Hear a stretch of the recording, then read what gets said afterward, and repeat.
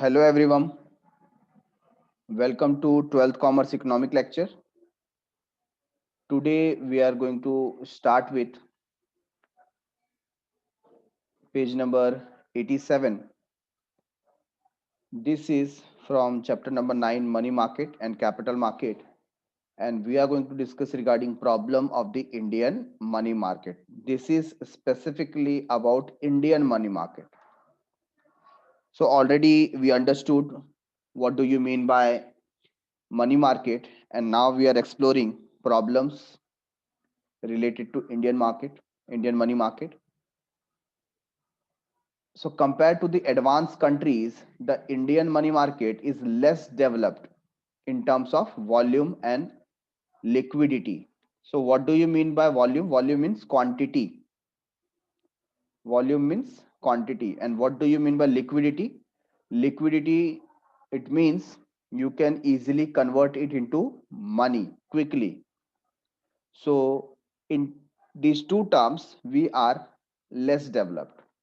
Following is the point to explain problems of the Indian market. First one, dual structure of the money market. So money market is having dual structure over here. Presence of both the organized and unorganized sector in the money market leads to disintegration, lack of transparency, and increased volatility. So we do have two types of money market in India. First one is organized, that is systematic in a proper way, and second one is unorganized sector. So due to these two branches, we are facing problem of disintegration. That means we are not able to integrate all the facilities related to money market. Second one, lack of transparency. Basically, in unorganized sector, transparency is very lacking, and increased volatility. There is too much fluctuation in the money market. The unorganized market lack coordination and do not come under the direct control and supervision of the RBI. So when we talk about unorganized market, money market, so this is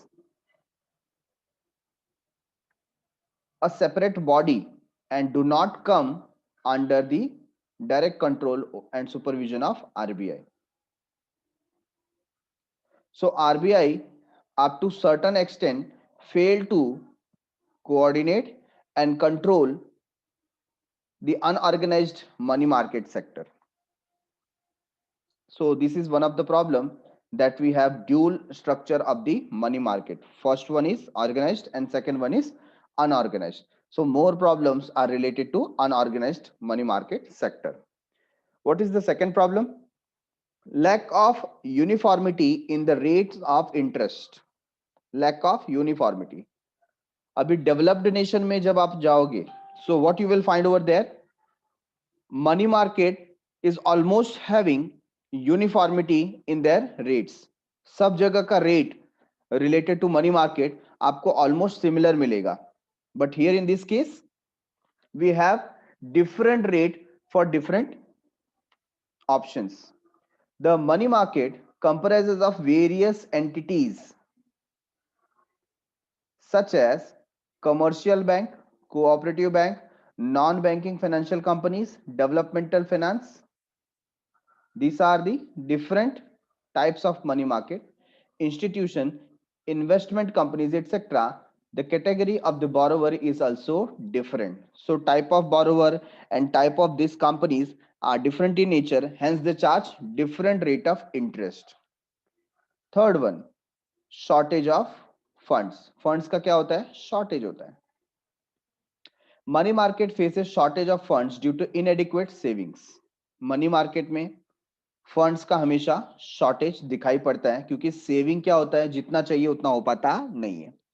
low per capita income, poor banking habits among the people, indulged in wasteful consumption, inadequate banking facilities in the rural areas, etc., have also been responsible for the paucity of funds in the money market. So what they are telling us कि India जैसी country में सबका जो पर capita income है जितना होना चाहिए उससे काफी लो है। पुअर बैंकिंग हैबिट से लोगों को पैसे बैंक में रखने की आदत नहीं है। अगर हम कंपेयर करें तो जब से डीमोनेटाइजेशन हुआ है तब से बैंकिंग सेक्टर में मनी डिपॉजिट करने का एक जो हैबिट है वो ज्यादा डेवलप हुआ है as compare to the previous period. पहले क्या होता था, ज्यादा से ज्यादा लोग मनी जो है वो घर में रखते थे और बैंक में बहुत कम, जो जरूरत की जितने रिक्वायरमेंट होती थी, किसी को चेक से पेमेंट करना है, कुछ अमाउंट सेंड करना है, उतना अमाउंट वो बैंक में रखते थे and rest of the amount they used to keep it at home. तो ये क्या है, poor banking habits among the people. इसके अलावा जैसे ही पैसा आता है उसका wasteful consumption, more amount of they buy different different types of garments, फिर लग्जरीज में वो अपना वेस्टफुल कंजम्पशन करते हैं rather than investing somewhere. Inadequate banking facility, जो बैंकिंग फैसिलिटी जो रिमोट एरियाज है, रूरल एरियाज है, वहां पर आपको जो बैंक और कोऑपरेटिव बैंक है वो बहुत दूर दराज के इलाके में मिलते हैं, तो लोगों के पास फैसिलिटी ही नहीं है कि वो बैंक तक जाएं और डिपॉजिट करें। So this are some of the problems due to which क्या होता है, वहां पर फंड्स का जो कलेक्शन होना चाहिए बैंक के पास वो हो पाता नहीं है। ठीक है, और फंड के पास प्रॉब्लम नहीं, फंड बैंक के पास फंड्स का प्रॉब्लम हो जाता है तो क्या हो जाता है, वहां पर shortage of fund, money market के लिए फंड का शॉर्टेज हो जाता है। Fourth one is seasonal fluctuation. Which fluctuation? Seasonal fluctuation. Demand for funds varies as per the season. तो इंडिया में ज्यादातर जो डिमांड है वो सीजनल होता है। क्रॉप का सीजन होता है, बिजनेस का सीजन होता है, even we have season for marriages, है ना। एट अ टाइम क्या हो जाता है, बहुत सारे मैरिजेस एक साथ हो जाते हैं, like in the month of November and December and in the month of February and March, है कि नहीं। तो वहां पर क्या होता है, एक सीजन टाइप का होता है और हेंस यहाँ पर जो डिमांड है वो भी क्या हो जाता है, चेंज हो जाता है। So during the peak season from October to June finance is required on a large scale for various purposes. तो जो बिजनेस हाउसेस रहते हैं उनका जो ज्यादातर बिजनेस होता है, ठीक है ना, उसको डेवलप करने के लिए वो अक्टूबर टू जून के लिए ज्यादा उनका रिक्वायरमेंट होता है for the various purpose such as trading in agriculture, produce, investment in the business activities etcetera.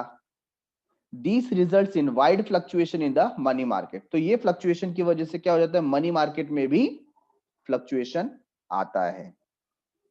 Fifth one, lack of financial inclusion. Lack of financial inclusion. Banking facilities in the country are still inadequate and inaccessible to the vulnerable groups such as the weaker section and low income group. तो जो low income group वाली societies हैं, जो weaker section of the societies हैं, अभी भी इनको bank से फाइनेंस मिल पाता नहीं है। These shows lack of financial inclusion. इसकी वजह से ये जो वीकर सेक्शन है हम उनको इंक्लूड नहीं कर पाते हैं फाइनेंशियल बेनिफिट के अंदर। Delays in technological upgradation. Money market के अंदर जो टेक्नोलॉजिकल अपग्रेडेशन होना चाहिए उसमें काफी डिले हो जाता है। Use of advance technology is a perquisite for the development and smooth functioning of the financial market. तो क्या हो जाता है यहाँ पर, एडवांस टेक्नोलॉजी जितना आप यूज करोगे वो उतना बेनिफिशियल होता है मनी मार्केट के लिए या फाइनेंशियल मार्केट के लिए। Delays in upgradation in the technology hampers the working of the money market. इस टेक्नोलॉजी के डिले होने की वजह से क्या होता है, मनी मार्केट बहुत ही स्लो हो जाता है, वर्क नहीं कर पाता, ये उसके काम को अफेक्ट करता है। हैम्पर करता है मतलब बैडली इफेक्ट्स। ठीक है, तो यहां पर हमने देखा problems in money market. Total 6 points were there.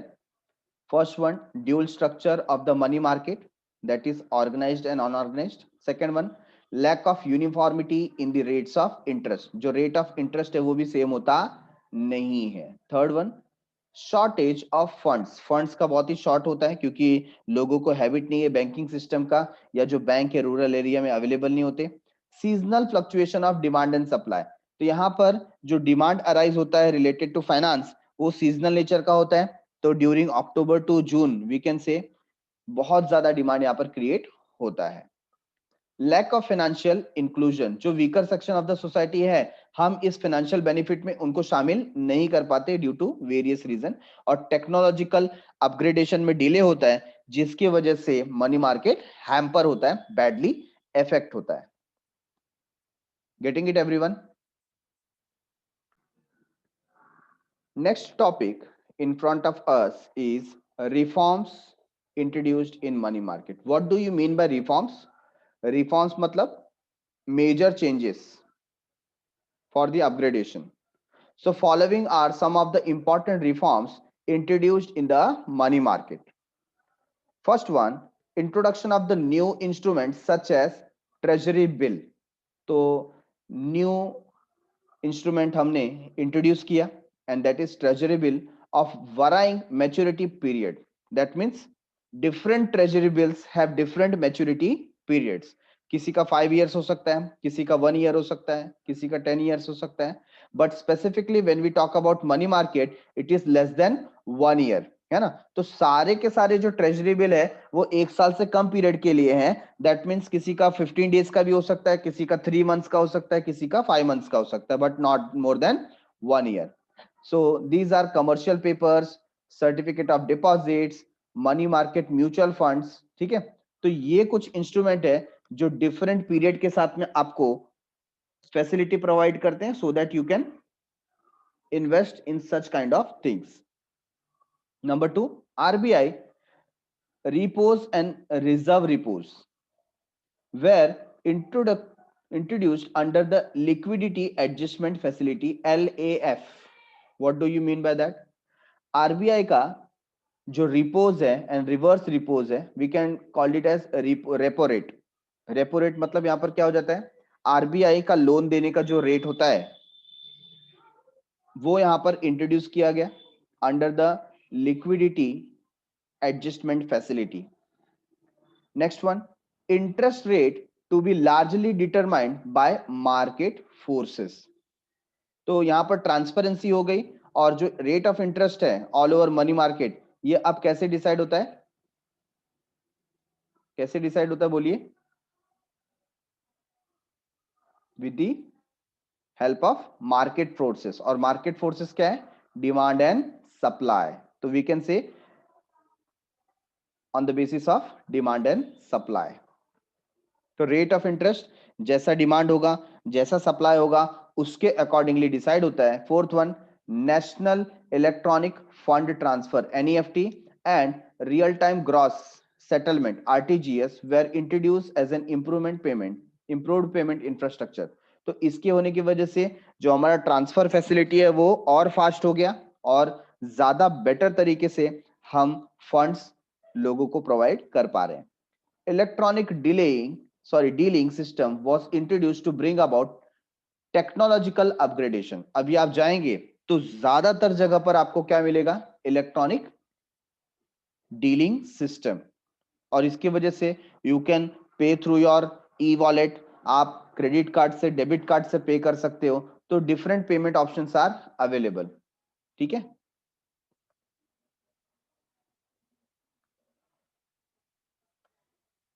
now the next term is capital market in India. Whenever we learn about money market we come to know money market is a short term market and capital market is a long term and medium term market. So capital market is for long term funds, both equity and debt raised within and outside the country. So first one is equity. What do you mean by equity? Equity का मतलब यहां पर होता है कि जहां पर आपको जो बेनिफिट है, जो रेट ऑफ रिटर्न है वो फ्लक्चुएटिंग नेचर में मिलेगा। ऐसे इन्वेस्टमेंट को हम इक्विटी इन्वेस्टमेंट बोलते हैं। और ऐसी जगह पर जहां पर आपको फिक्स्ड रेट ऑफ रिटर्न मिलता है we called it as debt. ठीक है, तो जो बोरोड फंड टाइप का होता है जहां पर हम इन्वेस्ट करें तो हमें फिक्स्ड रेट ऑफ रिटर्न्स मिलते हैं। For example debentures, deposits, bond, ये सब में जब हम इन्वेस्ट करते हैं तो हमें फिक्स्ड रेट ऑफ इंटरेस्ट मिलता है, तो इसे हम क्या बोलेंगे, डेट इंस्ट्रूमेंट। और इक्विटी शेयर, इसको हम बोलते हैं equity in nature. So it is also an important constituents of the financial system. तो फाइनेंशियल सिस्टम के ये बहुत ही इंपॉर्टेंट पार्ट है। Development of an effective capital market is necessary for promoting more investment as well as achieving economic growth.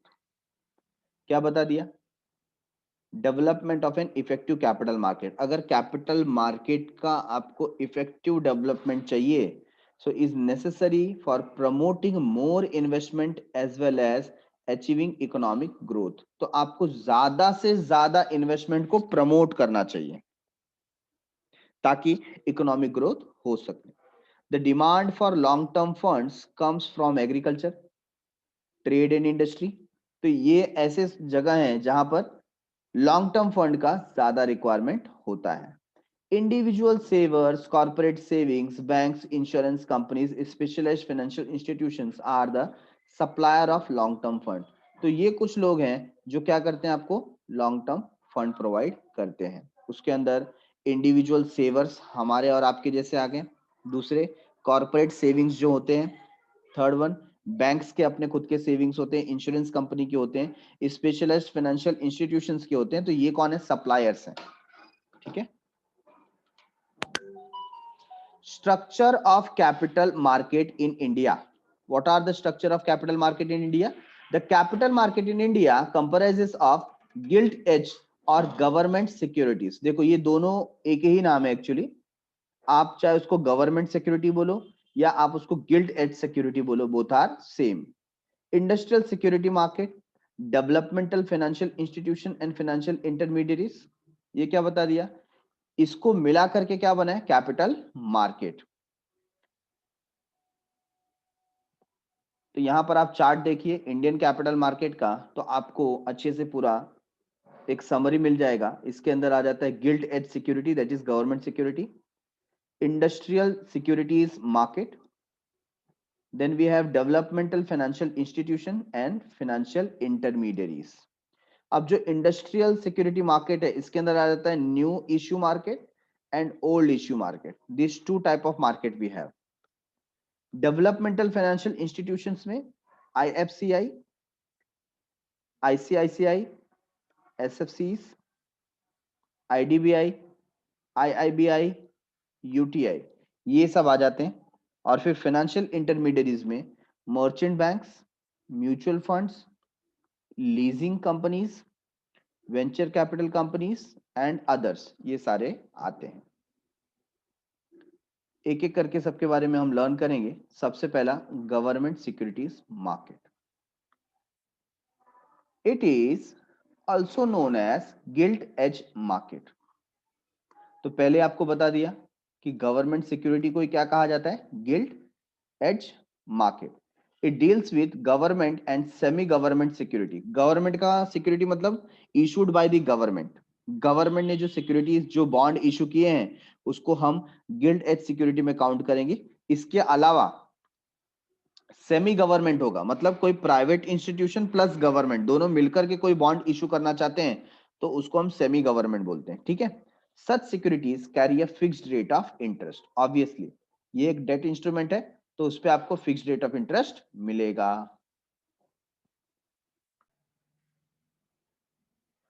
Point number 2, industrial securities market. Industrial security market, it deals with the shares and debentures. Now what do you mean by share? Share एक ownership right आपको provide करता है किसी company के अंदर। जब आप invest करना चाहते हो तो इधर you will become a owner और you will become a loner. Owner ये इक्विटी शेयर में इन्वेस्ट करते हैं और जो बोरोवर फंड में इन्वेस्ट करते हैं उन्हें हम कहते हैं debenture holder. So debenture is a kind of borrowed fund. Debenture जब आप परचेस करते हो that means you are giving loan to the company. Debenture जब आप परचेस करते हो that means what, you are giving loan to the company at a fixed rate of interest. तो इसे हम बोलते हैं industrial securities, whether it is share और इट इज अ डिबेंचर, क्योंकि ये इंडस्ट्री के काम आता है। Issued by old and new companies. तो ओल्ड कंपनी है और न्यू कंपनी है, दोनों ही कंपनी इस टाइप के सिक्योरिटीज मार्केट में इशू करते हैं, जिसे हम शेयर्स और डिबेंचर कह सकते हैं। It is further divided into primary market and secondary market. Now what is primary market? अगर ये सिक्योरिटी आपको डायरेक्टली कंपनी के थ्रू मिलता है, इसके पहले हमने बात की थी कि जब भी कंपनी के थ्रू ये सिक्योरिटीज आपको डायरेक्टली मिलता है, मतलब कंपनी ने किया या तो IPO that is initial public offer, या कंपनी ने किया FPO that is further public offer. Company जब ये शेयर इशू करती है और आप शेयर को रिसीव करते हो तो उसे बोला जाता है प्राइमरी मार्केट। क्या बोला जाता है? Primary market. ठीक है, तो मैं यहां पर इसे हमारे समझने के लिए लिख देता हूं, आईपीओ और FPO, initial public offer, further public offer. ठीक है, तो यहां पर क्या हो रहा है, कंपनी खुद ये शेयर मार्केट में इन्वेस्ट करती है, सॉरी इशू करती है।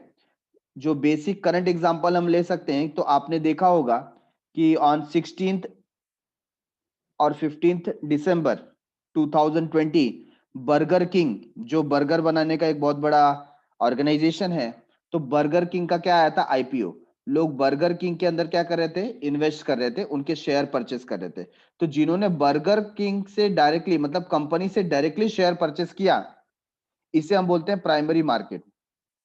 अब ये इशू कुछ दिन के लिए ओपन हुआ, सपोज ये इशू 4 डेज के लिए था और 18 या 20 को बंद हो जाएगा। ठीक है, अब 18 या 20 के बाद अगर किसी को परचेस करना है तो फिर उसको कहां जाना पड़ेगा? उसको जाना पड़ेगा स्टॉक एक्सचेंज। कहां जाना पड़ेगा? Stock exchange. तो जब स्टॉक एक्सचेंज से गुड्स परचेस होता है तो उसे हम कहते हैं सेकेंडरी मार्केट। क्यों? क्योंकि वो कंपनी से आपको नहीं मिल रहा, अब वो आपको स्टॉक एक्सचेंज से मिल रहा है। और स्टॉक एक्सचेंज से भी कैसे मिल रहा है? स्टॉक एक्सचेंज पे कोई दूसरा सेलर होगा जिसने उस कंपनी का शेयर पहले से परचेस किया था। अब उस सेलर को इसे सेल करना है तो वो स्टॉक एक्सचेंज में अप्लाई करेगा। हम भी स्टॉक एक्सचेंज देखेंगे, तो बायर और सेलर को मिलाने वाला कौन होता है? Stock exchange. तो इसे हम कहते हैं सेकेंडरी मार्केट, जिसे ओल्ड इश्यू भी कहा जाता है। Getting it? Primary market helps to raise fresh capital through sale of share and debenture. तो जब भी आपको फ्रेश कैपिटल चाहिए, कैसा कैपिटल चाहिए? फ्रेश कैपिटल, तो प्राइमरी मार्केट के थ्रू आपको मिलता है। मतलब अगर आप एक कंपनी है तो आपको इशू करना पड़ेगा शेयर, प्राइमरी मार्केट के थ्रू डायरेक्टली जनरल पब्लिक से आप पैसे ले सकते हैं। ठीक है, secondary market deals with securities already issued by the company. Company ने ऑलरेडी वो सिक्योरिटी किसी को इशू कर दिया था, अब आप उस पर्टिकुलर पर्सन से शेयर परचेस कर रहे हैं। Secondary market functions through stock exchange. और सेकेंडरी मार्केट किसके थ्रू काम करता है? स्टॉक एक्सचेंज के थ्रू काम करता है। Stock exchange is an important constituent of the capital market. Capital market का बहुत ही इंपॉर्टेंट जो पार्ट है वो क्या है? Stock exchange. और आपने दो स्टॉक एक्सचेंज का नाम तो सुना ही है, बॉम्बे स्टॉक एक्सचेंज और नेशनल स्टॉक एक्सचेंज। ठीक है, तो ऐसे तो बहुत सारे स्टॉक एक्सचेंज है, but these are the famous stock exchange in India with having maximum turnover. It is an association or organization in which stocks, bonds, commodities, etc. are traded. ये ऐसा जगह है जहां पर बॉन्ड्स होता है, कमोडिटीज होता है, स्टॉक होता है, इसका परचेस सेल किया जाता है, एक्सचेंज किया जाता है। तो यहाँ पर देखिए एग्जांपल भी दिया हुआ है, BSC that is Bombay stock exchange और NSC that is national stock exchange are premier stock exchanges in the country. And you can say BSE is the oldest stock exchange in the Asia. All over Asia आप देखेंगे तो सबसे पुरानी जो stock exchange है, या all over India की मैं बात करूं तो सबसे पुरानी स्टॉक एक्सचेंज है Bombay stock exchange. Development financial institution, DFIs, they provide medium term and long term financial assistance to private sector। तो यहां पर हम किसकी बात कर रहे हैं? We are talking about financial assistant to private sector, private sector को जो फाइनेंशियल हेल्प करता है in the form of medium term and long term finance, ठीक है ना, वो कौन होता है, DFIs, that is development financial institutions. तो उसमें किसका किसका नाम आ गया, industrial financial corporation of India IFCI, then industrial investment bank of India IIBI and exim bank for export import, ठीक है। नेक्स्ट है फाइनेंशियल इंटरमीडियरीज, इंटरमीडियरीज का मतलब होता है बिचौलिया। So financial intermediaries is an organization which act as a link between the investor, जो investor और जो लोन टेकर है या बोरोवर है वो दोनों को मिलाने का काम करता है to meet the financial objectives of both the parties.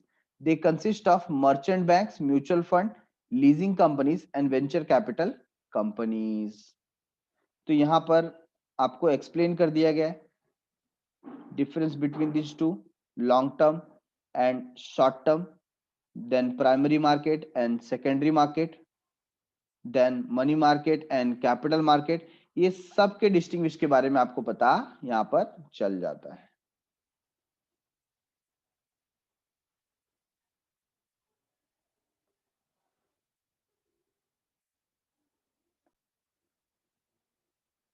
Moving towards role of capital market in India, India में कैपिटल मार्केट का क्या रोल है।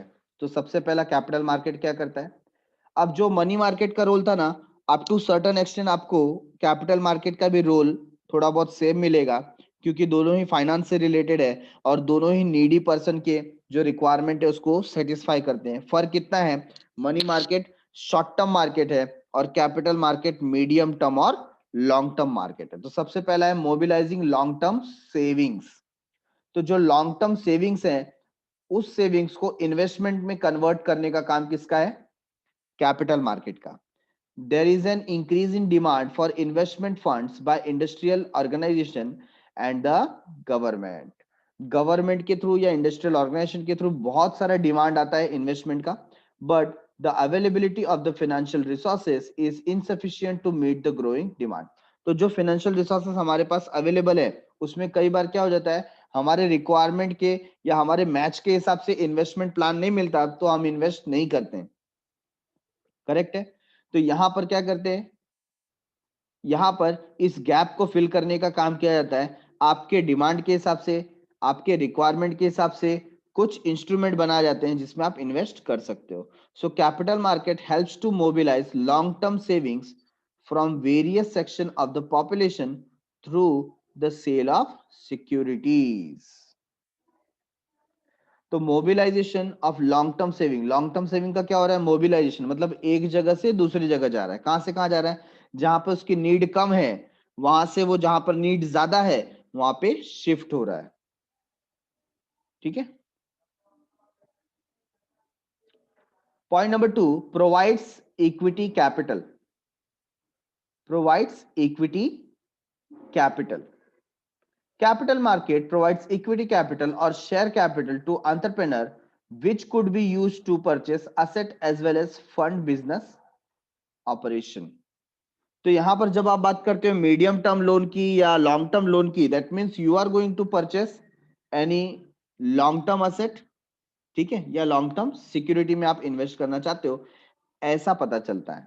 So capital market provides equity capital और share capital to entrepreneur which could be used for purchase asset as well as fund business operation. तो इस पैसे से आप असेट वगैरह परचेस कर सकते हो या बिजनेस ऑपरेशंस को फंडिंग कर सकते हो, क्योंकि ये लॉन्ग टर्म इन नेचर होता है। Number 3, operational efficiency. अभी कैपिटल मार्केट में क्या ऑपरेशनल एफिशिएंसी होती है, capital market helps to achieve operational efficiency by lowering the transaction cost. Transaction cost को क्या कर देते हैं, कम कर देते हैं। सिंप्लीफाइंग ट्रांजैक्शन प्रोसीजर, जो ट्रांजैक्शन प्रोसीजर है उसको सिंप्लीफाई कर दिया जाता है क्लाइंट के लिए। And lowering investment timing in purchase and sale of stock, stock के परचेस या सेल्स में जो टाइम ज्यादा लगता था उसको क्या किया जाता है, कम किया जाता है, ठीक है। Number 4, quick valuation. सो कैपिटल मार्केट की वजह से क्या होता है? क्विक वैल्यूएशन होता है। Capital market helps to determine a fair and quick value of both equity and debt, that is bond and debenture instrument. अब यहां पर होता क्या है, जो वैल्यूएशन होता है it totally depend upon the security. तो क्या करते हैं कैपिटल मार्केट में? क्विकली वैल्यूएशन का काम फिनिश करते हैं। तो यहां पर आप डिटरमाइन कर सकते हो कि fair and quick value of both the equity and debt instrument, उसका फेयर एंड क्विक वैल्यू क्या होगा। ठीक है, अगर सपोज स्टॉक एक्सचेंज नहीं होता, कैपिटल मार्केट नहीं होता, तो आप किसी भी सिक्योरिटी का करंट मार्केट प्राइस जल्दी सर्च नहीं कर पाते। बट आज आपको मैं कोई भी कंपनी बोलूंगा, आप गूगल सर्च में पुट करोगे तो तुरंत आपको उसका रियल वैल्यू पता चल जाता है। क्यों चल जाता है उसका रियल वैल्यू पता? क्योंकि सब कुछ इंटीग्रेटेड है, everything is transparent in nature, तो सारी इंफॉर्मेशन आपके पास अवेलेबल हो जाती है। ठीक है, number 5, integration. Capital market leads to integration among real and financial sector. तो जो रियल और फाइनेंशियल सेक्टर है उनके इंटीग्रेशन का काम कौन करता है? Capital market. Equity and debt instrument, government and private sector, domestic and external funds etcetera. यहां पर क्या बता दिया? इंटीग्रेशन मतलब एक इंस्ट्रूमेंट का दूसरे इंस्ट्रूमेंट के साथ में क्या हो रहा है? Integration. So capital market leads to integration among real and financial sector। तो जो रियल सेक्टर है और फाइनेंशियल सेक्टर है दोनों के बीच में क्या हो रहा है? इंटीग्रेशन हो रहा है। Equity share and debt instrument, equity और डेट के बीच में ऐसे कॉम्बिनेशन चल रहे हैं। Government and private sector and domestic and external funds etcetera, और सारे के सारे जितने भी सेक्टर्स है उनके बीच में क्या आ रहा है? इंटीग्रेशन आ रहा है, and that is just because of capital market. Next topic is problems of the capital market। Capital market के क्या प्रॉब्लम है? हमने मनी मार्केट के प्रॉब्लम देखे, उसी तरीके से कैपिटल मार्केट में क्या है? पहली बात, फाइनेंशियल स्कैम। आपने वो जो सीरीज आई थी हर्षद मेहता 1992, जो बहुत बड़ा स्कैम हुआ था शेयर मार्केट में, ठीक है ना? तो ऐसे बहुत सारे स्कैम की वजह से शेयर मार्केट काफी लोगों में बदनाम है और इसलिए उन्हें इन्वेस्ट करने से डर लगता है। Number 2, insider trading and price manipulation. कई बार ऐसा होता है कि लोग प्राइस का मैनिपुलेशन करते हैं, अपने हिसाब से प्राइस में इंक्रीज और डिक्रीज कराते हैं टैक्टिक यूज करके। और एक और चीज होती है इनसाइडर ट्रेडिंग। इनसाइडर ट्रेडिंग का मतलब क्या होता है? कंपनी के अंदर का ही कोई व्यक्ति, उसको कंपनी के जो सीक्रेट इंफॉर्मेशन है उसके बारे में पता होता है, और इसके बेसिस पे उसे ये भी आइडिया होता है कि कौन सा ऐसा सिचुएशन होगा जहां पर कंपनी का जो मार्केट है शेयर का वो बूम कर सकता है, इंक्रीज हो सकता है। और ऐसे केस में वो क्या करता है? कंपनी के शेयर लॉट में परचेस करके या परचेस करवा के इन द सेंस किसी अपने फ्रेंड से या रिलेटिव से कहेगा कि इस टाइम पे आप बहुत सारे शेयर परचेस कर लो, और जब मैं आपको बोलूंगा तब आप शेयर करके मार्केट से निकल जाना। और ऐसे में क्या होता है? शॉर्ट पीरियड में वो ह्यूज गेन कवर अप कर लेता है। बट ये किसकी वजह से हुआ? क्या ये उसके स्किल की वजह से हुआ? आंसर इज नो, ये हुआ सीक्रेट इंफॉर्मेशन लीक होने की वजह से। तो इसके अंदर इसे इनसाइडर ट्रेडिंग बोला जाएगा, और ऐसा कई बार होता है। तो इसकी वजह से भी शेयर मार्केट बदनाम है। Number 3, इनएडिक्वेट debt instrument. जो डेट इंस्ट्रूमेंट होने चाहिए उतने डेट इंस्ट्रूमेंट अवेलेबल होते नहीं है। डेट इंस्ट्रूमेंट के नाम पर बॉन्ड्स और डिबेंचर, यही स्पेसिफिक डेट इंस्ट्रूमेंट हमें दिखाई देते हैं। तो यहां पर डेट इंस्ट्रूमेंट ऑलरेडी बहुत कम है। Number 4, decline in the volume of trade. जब भी हम बात करते हैं बोरोड कैपिटल की, तो ट्रेड के अंदर बहुत ही कम वॉल्यूम आता है। So regional stock exchanges have witnessed a sharp decline in the volume of trade because of the investor prefer to trade securities listed in premier stock exchanges like BSE and NSE। तो यहाँ पर आप capital market देखेंगे तो capital market तो जितने भी stock exchange है वो कैपिटल मार्केट में इंक्लूड होते हैं, बट उसमें सबसे ज्यादा जो ट्रेडिंग होता है वो बीएससी और एनएससी में होता है। रीजनल स्टॉक मार्केट को कोई ट्रेड नहीं करता। Lack of informational efficiency, capital market में कई बार ऐसा होता है कि जो इंफॉर्मेशन आपको रिक्वायर्ड है वो आप तक पहुंच पाती नहीं है। A market is set to be informationally efficient if a complex if a company stock prices incorporate all the available information into a current prices। अगर कंपनी का जो स्टॉक प्राइस है वो करंट प्राइसेस को प्रॉपर डिफाइन करता है तो हम इसे कहेंगे informationally. However the stock market in India lacks informational efficiency compare to advance country. तो एडवांस कंट्री से अगर हम कंपेयर करें तो इंफॉर्मेशनल एफिशिएंसी यहां पर बहुत कम होती है।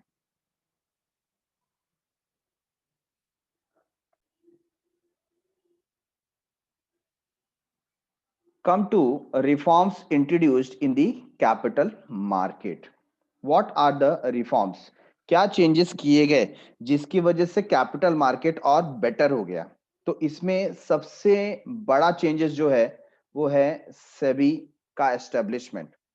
Securities and exchange board of India 1988 में इसका एस्टेब्लिशमेंट हुआ, 1988 में, बट इसको उस लेवल की पावर नहीं दी गई जो होनी चाहिए थी।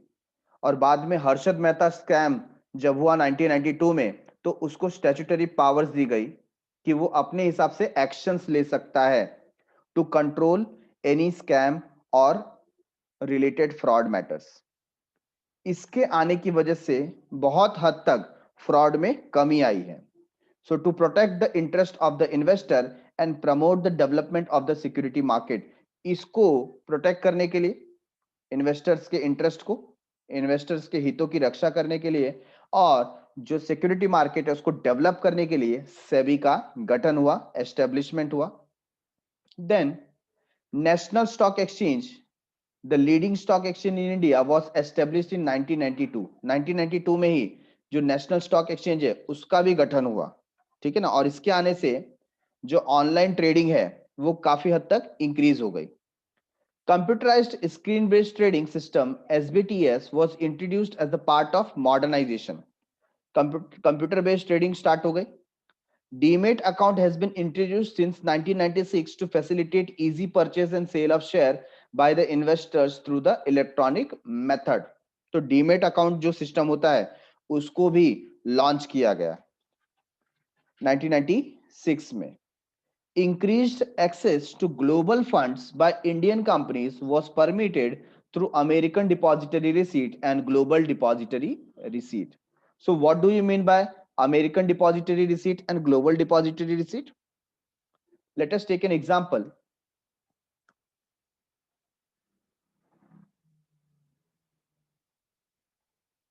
Here we have one country, say it is Canada.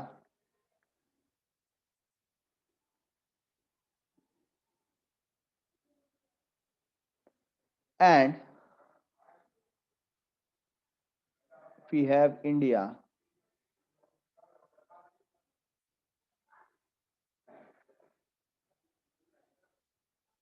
ठीक है, अब यहां पर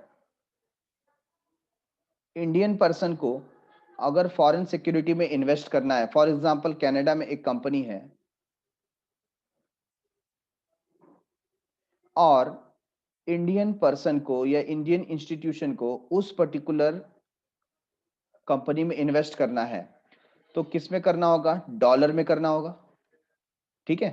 अब डॉलर में क्या होता है? फ्लक्चुएशन होता है, कभी $1 इज इक्वल टू 65 का होता है, उसमें ऐसा वेरिएशन होता है, कभी आप देखेंगे 70 तक पहुंच जाता है, कभी 75 तक भी पहुंच जाता है। सो कॉन्स्टेंटली उसके अंदर क्या होते हैं? चेंजेस होते रहते हैं, राइट। अच्छा, जब कंपनी डिविडेंड देगी, क्या देगी? डिविडेंड। तो उस समय भी कंपनी किस में देगी? डिविडेंड में, और आपको उसको कन्वर्ट करना होगा रुपी में। तो सबसे पहला प्रॉब्लम हो जाता है कन्वर्जन का। डॉलर इनको चाहिए तो हमें देना पड़ता है रुपी, और रुपी कन्वर्ट होता है डॉलर में, और वो देते हैं डॉलर, और डॉलर को कन्वर्ट करना पड़ता है रुपीज में। तो एक फ्लक्चुएशन रिस्क आ जाता है, करेंसी फ्लक्चुएशन रिस्क।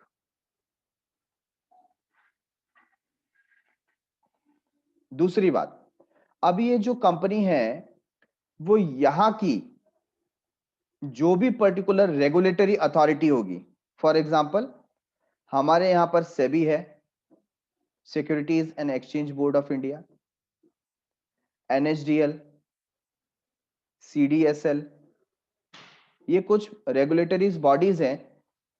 अगर आप इनके रूल्स एंड रेगुलेशंस को फॉलो करते हो तो आपकी कंपनी शेयर इशू कर सकती है या आप उसमें इन्वेस्टमेंट कर सकते हो।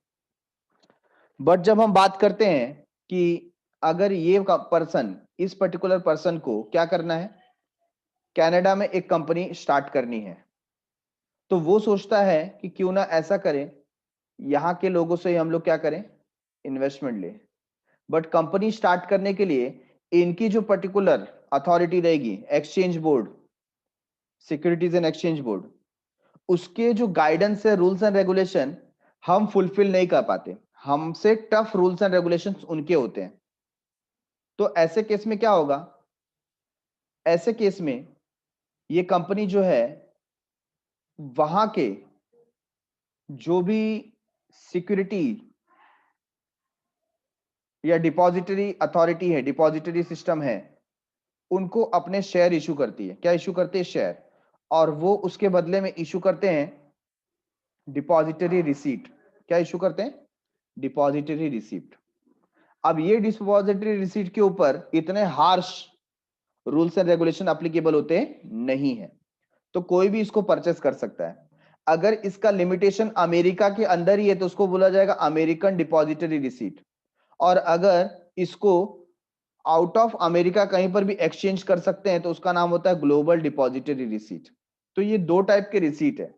इसको मैं बहुत ही सिंपल तरीके से आपको समझाऊं तो अगर आप किसी ऐसे स्टोर में गए जहां पर कूपन सिस्टम होता है, क्या होता है, कूपन सिस्टम, है ना, तो आप जो काउंटर होता है, काउंटर पे आप कैश देते हैं, सपोज आपने 50 रुपीज दिया, तो काउंटर पे आपको 50 रुपीज का क्या मिलता है, कूपन मिलता है। अब आप उस कूपन से उस काउंटर पे कुछ भी परचेस कर सकते हो, ठीक है ना। तो यहां पर coupon is equivalent to cash, उस पर्टिकुलर स्टोर में coupon is equivalent to cash.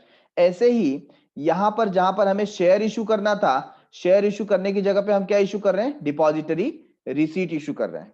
तो यो डिपॉजिटरी रिसीट में जितने शेयर लिखे रहेंगे उतने शेयर के आप क्या रहेंगे, मालिक रहेंगे। फर्क क्या है, फर्क यह है कि वो डिपॉजिटरी द्वारा इशू किया गया रिसीट है, ना कि कंपनी द्वारा। कंपनी ने जो शेयर इशू किया था वो किसको किया था, डिपॉजिटरी को, और डिपॉजिटरी ने हमें डिपॉजिटरी रिसीट दिया। और इस डिपॉजिटरी रिसीट को भी स्टॉक एक्सचेंज में हम बाय और सेल कर सकते हैं। गेटिंग दिस पॉइंट एवरीवन, ये सबको समझ में आया। तो इस टाइप के जो इंस्ट्रूमेंट है वो भी यहां पर अवेलेबल हुए, जिसकी वजह से जो कैपिटल मार्केट है वो और बूम किया। 6 पॉइंट है, investors education and protection fund. तो investors education and protection fund ये जब बनाया गया 2001 में, इसके थ्रू अवेयरनेस प्रोग्राम क्रिएट किए गए ताकि जो इन्वेस्टर्स हैं उनको अवेयर किया जाए कि मार्केट में आपको कैसे इन्वेस्ट करना है। उनको एजुकेट किया जाए कि कौन कौन से टाइप की सिक्योरिटीज होती है, कौन सी डेट सिक्योरिटीज है, कौन सी रिस्क बियरिंग सिक्योरिटीज है जहां पर आप इन्वेस्ट कर सकते हो और आपके लिए बेनिफिशियल क्या है। ये सारी बातें investors education and protection fund that is IEPF के माध्यम से इन्वेस्टर्स को बताई जाती हैं। तो ये कुछ 6 पॉइंट है जिसकी वजह से कैपिटल मार्केट में बहुत इंप्रूवमेंट हुआ और कैपिटल मार्केट में इन्वेस्टमेंट बढ़ गया।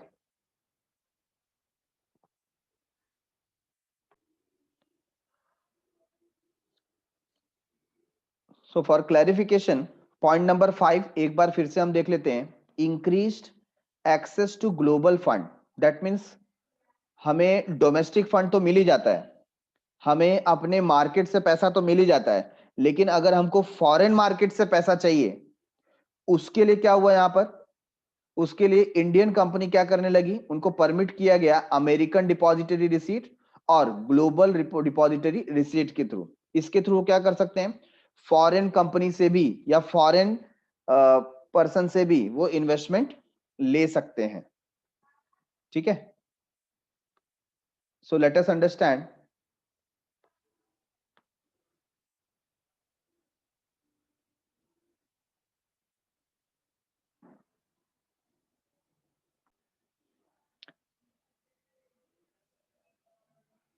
So now if you can see कि कोई इंडियन पर्सन है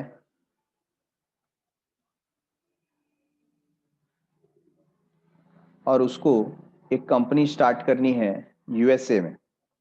वो चाहता है कि यहाँ यूएसए में मेरी एक कंपनी हो।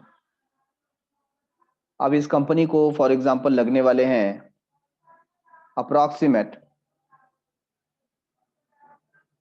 10 लाख रुपीस। मैं एक छोटा अमाउंट यहां पर लेता हूं so that you can understand कितना लग रहा है, 10 लाख रुपीस लग रहा है। ठीक है, अब ये जो इंडियन पर्सन है वो सोच रहा है इंडिया से मैं पूरे पैसे लेकर के वहां पर जाऊं और कंपनी स्टार्ट करूं, इससे अच्छा एक काम मैं करता हूं कि यहां से मैं शेयर इशू करता हूं। क्या इशू करूंगा, आई विल इशू शेयर्स। और किसको इशू करूंगा, यहाँ के जो रेसिडेंट्स हैं, यहाँ के जो नागरिक हैं, उनको मैं शेयर इशू करूंगा और इन्हीं से पैसे लेकर के कंपनी को स्टार्ट करता हूं, कंपनी चलाएंगे और फिर जो प्रॉफिट होगा इन द फॉर्म ऑफ डिविडेंड उनको दिया जाएगा। बट यहां पर जो कंपनी को रूल्स एंड रेगुलेशन प्रोवाइड करते हैं उसमें से एक नाम आता है डिपॉजिटरी का। किसका आता है, डिपॉजिटरी का। और ये डिपॉजिटरी क्या करती है, आपको अगर हमारी कंट्री में आकर के शेयर इशू करना है तो हमारे रूल्स एंड रेगुलेशन आपको फॉलो करने पड़ेंगे। तो यहां पर जो इंडियन पर्सन है ये देखता है कि भाई इनके रूल्स एंड रेगुलेशंस तो बहुत हार्श है, मैं इसको नहीं फॉलो कर पाऊंगा, हमारी इतनी कैपेसिटी नहीं है, तो फिर क्या हम वहां पर शेयर इशू नहीं कर सकते। तो यहां पर एक दूसरा आइडिया है। दूसरा आइडिया क्या है, आप अपने शेयर जो है वो किसको दे दो, डिपॉजिटरी को दे दो। अब डिपॉजिटरी डिपॉजिटरी तो वहां की ही है, तो वो क्या करती है, वहां के rules and regulation proper follow करती है और इस शेयर के बदले में क्या इशू करेगी, डिपॉजिटरी रिसीट।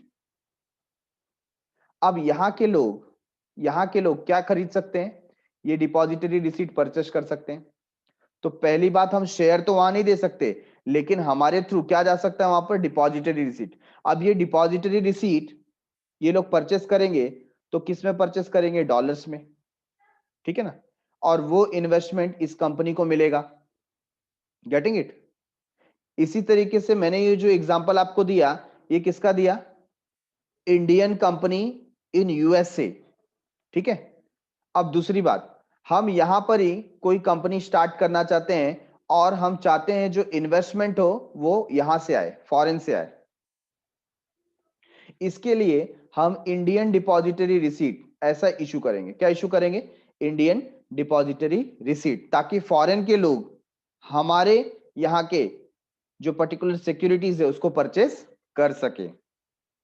Getting it. तो इस तरीके से हमने एक वे आउट निकाल लिया कि शेयर नहीं चल सकता तो कोई बात नहीं, उसके जगह कूपन जैसा एक सिस्टम जो होता है जहां पर शेयर की जगह हम क्या इशू करते हैं, डिपॉजिटरी रिसीट इशू करते हैं, वो चल सकता है और लोग इसे परचेस करके एक्सचेंज करके शेयर के थ्रू ही या शेयर के जैसे ही क्या करेंगे, ट्रेड करेंगे।